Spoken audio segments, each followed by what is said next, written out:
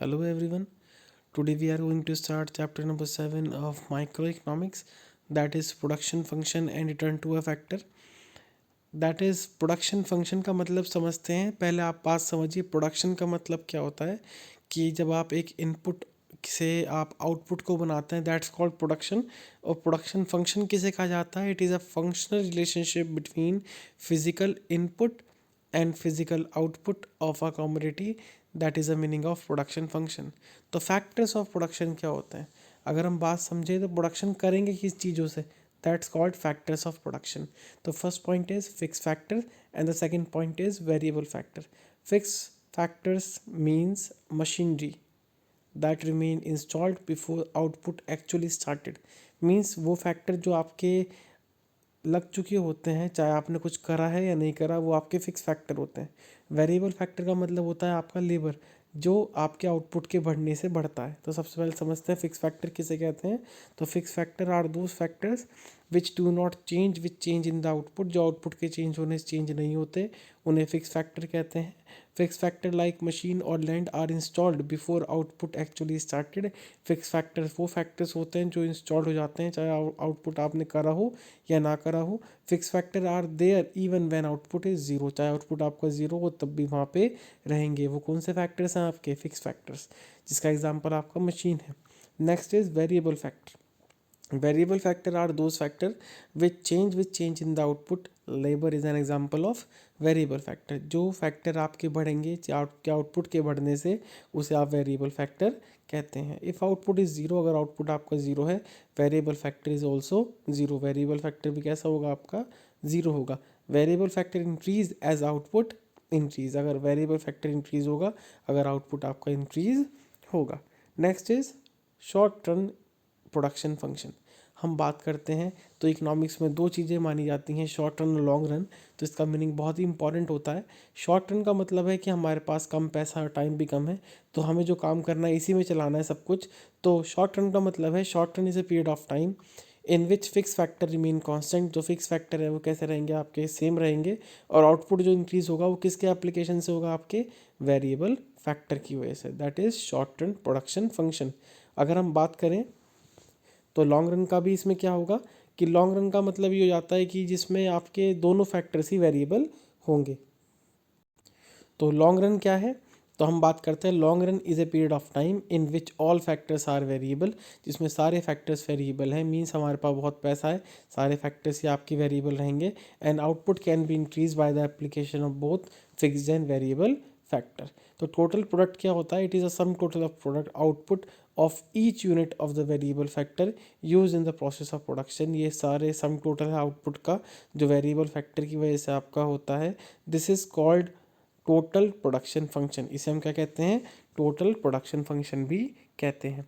तो total production function का मतलब क्या है देख लीजिए कि बात करते हैं टोटल प्रोडक्ट का। तो sum total of output means सारे के सारे आउटपुट को जोड़ देना, तो उसे ही हम कहते हैं टोटल प्रोडक्ट। तो T P is equal to A P into L. A P means average product और लेबर, एल का मतलब है लेबर। और T P is equal to sigma M P. Sigma means sum of, M P means marginal product. ये आगे आप पढ़ेंगे। In other words, TP is the sum total of MP corresponding to each unit of variable factor. तो sum total of MP को अगर आप जोड़ दो, जो चेंज इन प्रोडक्शन है उसे जोड़ दो, तो उससे टोटल प्रोडक्ट भी निकल के आ जाता है। फिर देख लीजिए मार्जिनल प्रोडक्ट किसे कहते हैं? Marginal means additional. I repeat, marginal means additional. तो it refers to change in the TP when one more unit of the variable factor is used.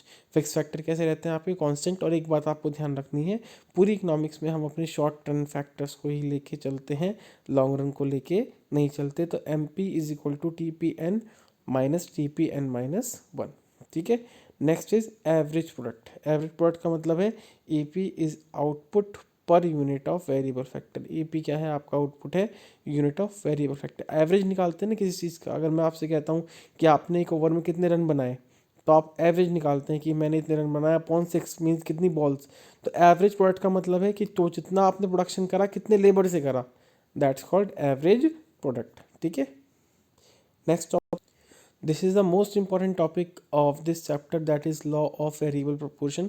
इसे थोड़ा लॉजिकली समझते हैं, लॉ ऑफ वेरिएबल प्रोपोर्शन क्या होता है और इसके बारे में समझेंगे। तो इसका मतलब ये है कि हमारे पास फिक्स फैक्टर तो हमारे सेम रहते हैं, अगर हमें आउटपुट को बढ़ाना होता है तो हम वेरिएबल फैक्टर को बढ़ा सकते हैं। मगर इसने ये भी कहा है कि मैंने कहा मेरे पास एक पीस ऑफ लैंड है, पहले मैं 4 लेबर यूज़ कर रहा था, फिर मैंने एकदम उसमें 8 लेबर यूज़ करे तो प्रोडक्शन बढ़ा। 8 लेबर की जगह फिर मैंने 12 लेबर यूज़ करे, फिर थोड़ा प्रोडक्शन बढ़ा। जब मैंने और लेबर बढ़ाए तो जो प्रोडक्शन का चेंज था वो कम हो गया, कि पहले एक दिन में जो यूनिट्स बन रही थी वो ज़्यादा थी मगर अब क्या हो गई, कम। तो ये है when more it states that when more and more variable factor is combined with fix factor. जब एक फिक्स फैक्टर के साथ ज़्यादा से ज़्यादा वेरिएबल फैक्टर कंबाइंड होंगे, मीन्स लेबर और एक मशीन के साथ कंबाइंड होना शुरू होगा, तो marginal product, marginal means additional, जो चेंज इन प्रोडक्ट है वो शुरू में तो बढ़ेगा but eventually situation must come, मगर एक सिचुएशन बाद में आएगी when marginal product of the variable factor start declining. Marginal product क्या हो जाएगा आपका, कम हो जाएगा।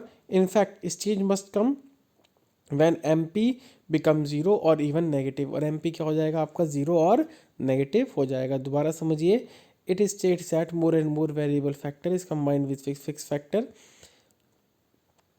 MP of the variable factor may initially rise, but eventually a situation must come when marginal product of the variable factor start declining. In fact, a stage may come when MP becomes zero or even negative. This is a diagrammatic presentation of law of variable proportion. देख लीजिए हम इसे किस तरह से table को याद करेंगे। तो पहले हम एमपी के बारे में समझते हैं। तो एमपी क्या है, 2 3 4, मीन्स पहले आपका प्रोडक्शन बढ़ा, फिर चेंज इन प्रोडक्शन पहले बढ़ा आपका, फिर वो कम होना शुरू हुआ 3 2 1, और फिर 0 और -1। तो टीपी क्या है, तो टीपी को is equal to sigma MP. तो 2 + 3 5, 5 + 4 9, 9 + 3 12, 12 + 2 14, 14 + 1 15, 15 + 0 15, 15 - 1 14, मीन्स यूनिट ऑफ लैंड तो आपकी सेम रही, यूनिट ऑफ लेबर जितना आपने बढ़ाया, तो लेबर बढ़ाने से पहले तो आपका प्रोडक्शन बढ़ा, मीन्स 2 3 4 मीन्स एमपी आपका इंक्रीज हुआ, फिर एमपी आपका डिक्रीज, और फिर आपका नेगेटिव हो गया। तो देख लीजिए, आप इसे डायग्राम के थ्रू भी समझ सकते हैं कि डायग्राम के थ्रू पहली स्टेज जो थी, ये फर्स्ट स्टेज में ये इंक्रीज़ हुआ है तो ये भी आपका इंक्रीज़ हुआ। जब एमपी आपका डिक्रीज़ हुआ, ये आपका इंक्रीज़ होता रहा, ये यहाँ पे क्या आया, ज़ीरो, और ये यहाँ पे क्या है आपका मैक्सिमम। ठीक है, फिर ये स्टार्ट डिक्लाइनिंग, तो ये क्या हो गया आपका यहाँ पे नेगेटिव, क्या हो गया आपका नेगेटिव। तो इससे हम ये समझ सकते हैं कि एमपी जब इंक्रीज़ होता है, टीपी जब इंक्रीज़ होगा, जब टीपी आपका इंक्रीज़ होगा तो एमपी भी इंक्रीज़ होगा। टीपी इंक्रीज़ है, MP decrease, TP star declining, तो ये हो गया आपका नेगेटिव। तो इसका रिलेशनशिप समझते हैं, इसका रिलेशनशिप समझते हैं। तो इसके रिलेशनशिप में आप यहाँ से याद करें कि एम पी इज़ इंक्रीजिंग, अगर एम पी आपका इंक्रीज़ हो रहा है तो टी पी इंक्रीज़ होगा आपके इंक्रीजिंग रेट पे, मीन्स एम पी जो है वो आपके रेट को इंडिकेट करेगा। एम पी किसे इंडिकेट करेगा, आपके रेट को। तो देख लीजिए नेक्स्ट पॉइंट क्या है कि एम पी इज़ डिक्रीजिंग, अगर एम पी आपका डिक्रीज़ हो रहा है तो T P is increasing at decreasing rate. तो टी पी क्या हो रहा है आपका, इंक्रीज़ हो रहा है कौन से रेट पे, डिक्रीजिंग रेट पे। T P start declining, T P जब कम होना शुरू हुआ तो एम पी क्या होना शुरू हो गया आपका, नेगेटिव। फिर आपका आता है point of inflection. Point of inflection ये बताता है कि पहले आपका जो टी पी इंक्रीज़ हो रहा था इंक्रीजिंग रेट पे, अब कौन से पे होना शुरू हो गया, डिक्रीजिंग रेट पे। तो causes of increasing return two factor हैं कि क्या हो सकता है कि हमारा फैक्टर जो प्रोडक्शन में चेंज है वो अच्छा हुआ, कि हमने अच्छी तरह से यूटिलाइजेशन करा फिक्स फैक्टर का, डिवीजन ऑफ लेबर अच्छा करा, इंक्रीजिंग एफिशिएंसी हुई, बेटर कोऑर्डिनेशन। डिमिनिशिंग फैक्टर के कॉजेज हो सकते हैं फिक्सिटी ऑफ फैक्टर्स, कि हमने फैक्टर्स को फिक्स रखा, हमने चेंजेस करने की कोशिश नहीं करे। इम्परफेक्ट फैक्टर सब्सटीट्यूशन, मीन्स हमारे पास लेबर था तो वो इसके लिए आ रहा है, हमने अनस्किल को भी यूज़ करना शुरू कर दिया। Poor coordination. एजप्शंस क्या हैं, एजप्शंस मीन्स शर्त, टर्म्स एंड कंडीशंस, ये बात आपको ध्यान रखनी है। इसका मतलब होता है टर्म्स एंड कंडीशंस। तो टर्म्स एंड कंडीशंस क्या बताता है कि टेक्नोलॉजी कैसी रहनी चाहिए आपकी, कांस्टेंट, मीन्स ये किस में बात कर रहा है आपके शॉर्ट रन के लिए, ये किसके लिए बात कर रहा है, शॉर्ट रन। तभी तो कहता है कि टेक्नोलॉजी रिमेन कांस्टेंट, और वेरिएबल फैक्टर आपका होमोजीनियस होना चाहिए। होमोजीनियस वर्ड आपने पढ़ा होगा, होमोजीनियस मीन्स सेम, मीन्स अगर आप लेबर कर रहे हैं तो आप स्किल ही यूज़ करें, अगर आप लेबर कर रहे हैं तो आप अनस्किल्ड ही यूज़ करें, दैट्स इट। मीन्स एजप्शंस में ये दोनों पॉइंट आपके आते हैं। Next point is postponed of the law. ये हमारा जो लॉ है कब फेल हो जाएगा, पोस्टपोन कब हो जाएगा।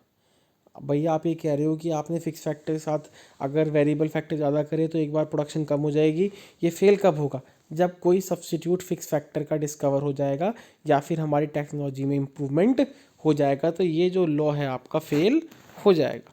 Next is relationship between A P and M P.